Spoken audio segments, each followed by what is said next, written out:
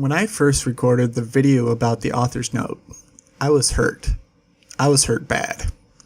And while the bad feelings haven't gone away, I thought I would re-record my thoughts with a bit of time between being wounded and actually talking about why I was wounded.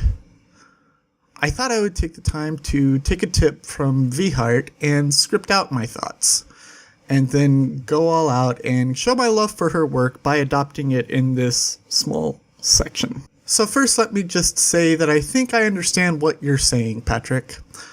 You wanted to write a book out there for the broken, the unloved, and misunderstood. I get that, and I appreciate that. It was a valiant effort, and I never ever want you to stop trying. When I first finished your book, I was of two mindsets. It's a well-written piece. I can't call it awful because it is not awful. And I need more plot and dialogue to really dig into a book like this and enjoy it. So perhaps this book just isn't for me, and that's fine.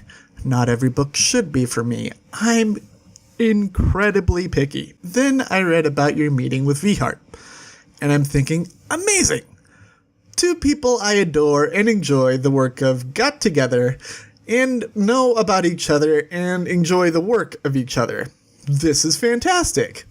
You're talking about being nervous, and I get that too. You have every reason in the world to be nervous, both for meeting an artist whose work you enjoy and someone who is about to critique your work. That is an incredibly nerve-wracking moment. Then you started getting into who this book is written for after VHeart's critique. How she said she liked it. How you said you showed it to other people that liked it.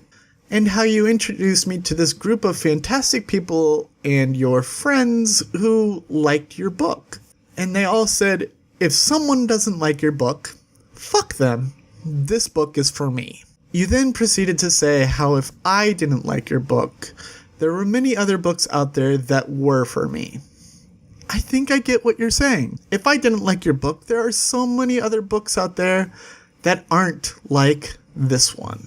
But when I read that section, all I heard was, you're not broken enough to be in the club of people who like this book.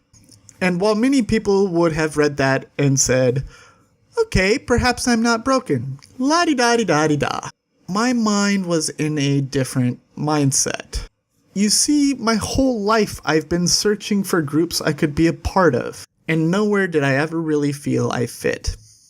Because for a lot of people, I'm too broken to keep around. I joined the freaking military where guys build strong, familial bonds with each other, and I didn't belong because I wasn't social enough. I tried to join geek groups, and I just wasn't nerdy enough. I tried to join gamers, and I just wasn't talented enough. I tried to join the gym, and I just wasn't strong enough. Almost every group I tried to get in, there would always be a reason I felt like I wasn't enough.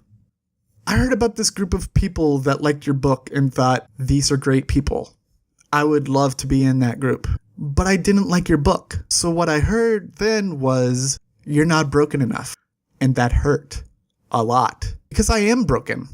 Perhaps shattered in many ways that I'm not prepared to divulge to my YouTube audience. Or put out publicly to people who don't know me personally. You have put me in a funk, Mr. Rothfuss. A giant funk. So excuse me while I crawl back into my shell and stop trying for a while. Hopefully I'll find where I fall in this grand puzzle of life.